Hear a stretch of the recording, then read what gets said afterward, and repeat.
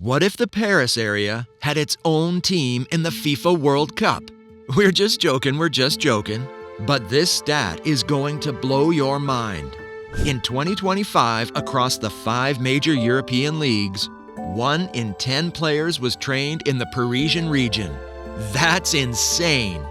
We're going to tell you the story of the most prolific football region in the world. Before diving into the details, let's do a few introductions so you understand the situation.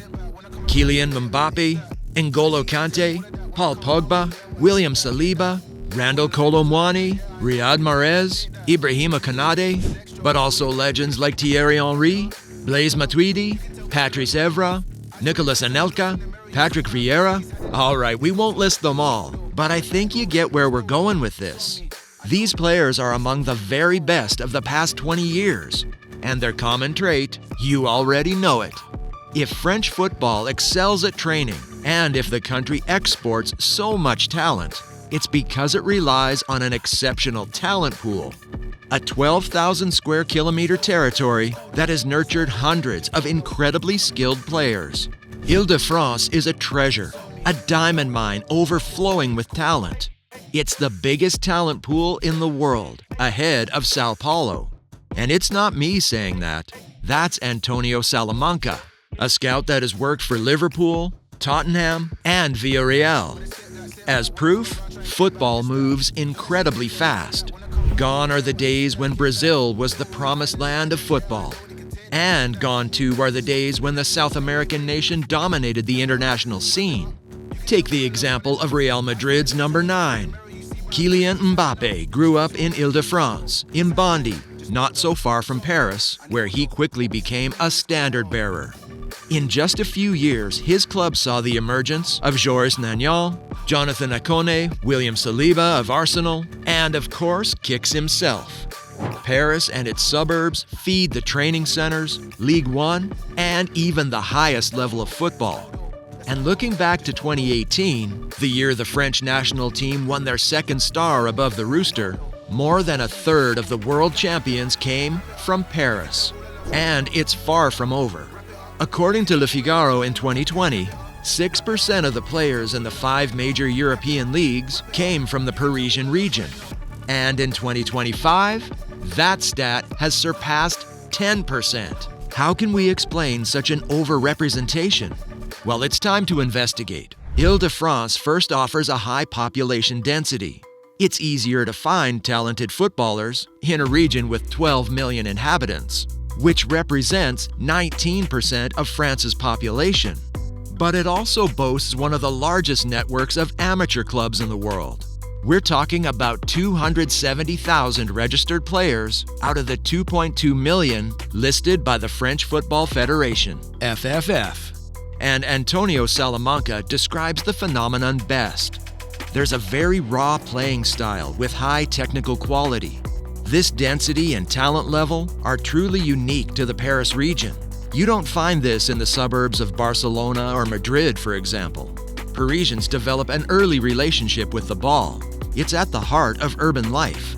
Paul Pogba even spoke about it in an interview with ESPN in 2017. There's only football. Whether at school or outside in the neighborhood, everyone plays football.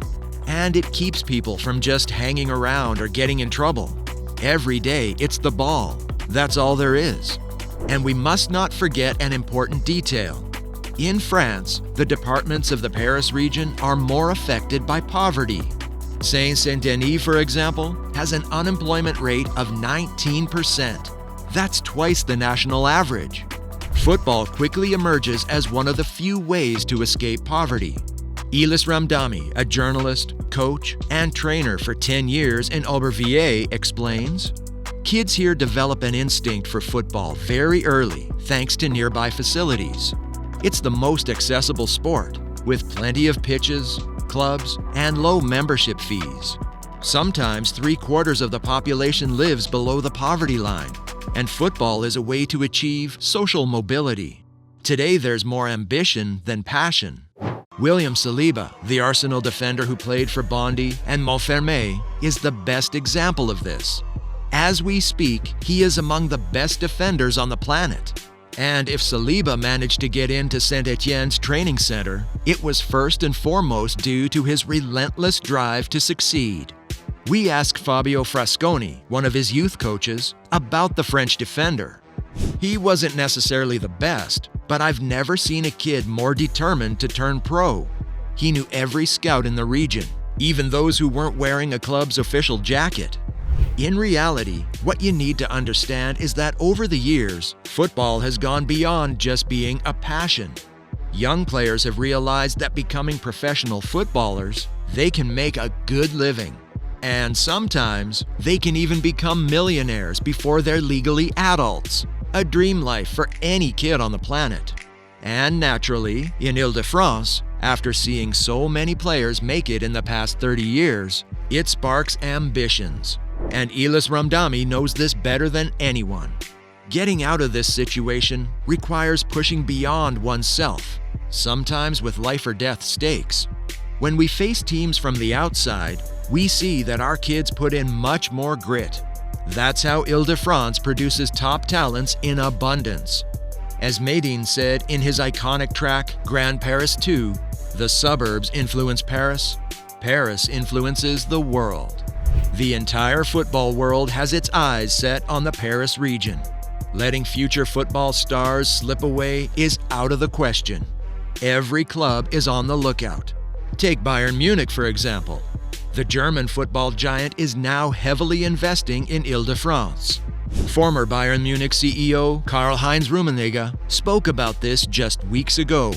There are a few footballing hotbeds in the world: Brazil, France, Saint-Denis. Players trained in France learn to play in the streets. They have great ball control and bring a unique mix of physical power, speed, dynamism, and technical skill. This street football culture is exactly what we're looking for. We always come back to the same thing: mentality, physicality, and skills honed in street football attract scouts. And these clubs can thank the city stadiums in the Paris region. These urban pitches are the daily reality for young Parisians who lack access to green spaces. But if you know anything about football culture in these neighborhoods, all you really need is a ball and 4 t-shirts for goalposts. This is one of the reasons why football is so popular in France, especially in the Paris region.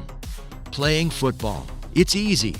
If we compare the beautiful game to rugby or tennis, for example, we enter an entirely different world. To play rugby, you need more players, a grass pitch, proper equipment, and a coach to keep things organized. And tennis? As we mentioned earlier, poverty is prevalent in Île-de-France. To become a top tennis player, besides talent, you need to spend a lot of money. Equipment, tournaments across France, court rentals. Let's be real, it's a sport reserved for those who can afford it. Football, on the other hand, is a sport that brings people together and has never stopped inspiring young people across France. And for kids from the Paris region, there's one club in particular that captures all their dreams. You know, that one that plays near Porte d'Auteuil? If it would be wrong to assume that all young Parisians dream of playing for PSG, let's be clear, the capital club and its love are deeply rooted in Parisian culture. And as the years go by, PSG is working harder to capitalize on its regional popularity, even if its main development strategy doesn't necessarily focus on youth training. PSG can no longer ignore the talent flourishing right next door. When you think about the fact that players like Mignon, Coman, and Rabiot were overlooked by their own training club, Parisian management now wants to learn from past mistakes. Quite the opposite of Olympique de Marseille, actually. PSG's great rival still seems powerless when it comes to tapping into its local talent pool. Then again, we have to accept reality. There are so many young talents that Paris Saint-Germain can't recruit them all, especially since other French clubs are also in the race. Nantes, Le Havre, Monaco, Rennes, Lille, Caen, and Lens are the biggest recruiters in the Paris region, not to mention the growing number of foreign clubs getting involved. In 2019, Manchester United didn't hesitate to invest €10 million to snatch Hannibal Mejbri, a young prodigy born in Ivry-sur-Seine who played for AC Boulogne-Billancourt and AS Monaco. A year before that, Sunguto Magasa also caught the attention of top scouts. He eventually chose AS Monaco and quickly became one of the season's breakout players. And one thing's for sure, as crazy as it may seem, we're still at the beginning of this phenomenon. Take the 2022 World Cup, for example. The tournament in Qatar shattered numerous records, and Île-de-France played a major role in that story. 28 players and 2 managers had something in common. They were all trained in the Paris region. And that's not even the full picture. If you remember correctly, 4 French players were injured and couldn't join the squad: Paul Pogba, N'Golo Kante, Mike Mignon, and Christopher Nkunku. Now all eyes are on the 2026 World Cup in North America. And the best news of all? We only have to wait a year and a few months to witness it. Les Bleus will aim for their 3rd star, and Île-de-France will continue to shine. If there were 28 players in 2022, we can only imagine that this record will be shattered in 2026. And this success is a huge source of pride for the players who made it to the highest level of football, a sport where spots are worth their weight in gold, and Kylian Mbappé has always known it. More importantly, he always had the right people around him. When some young talents let success get to their heads, Kiki from Bondi could always count on his parents. It was a bit difficult at first. Fortunately, my parents never told me about the money, and they were right. How do you educate a 14-year-old after telling him he's worth millions of euros? Talent isn't everything, and you must always keep a cool head.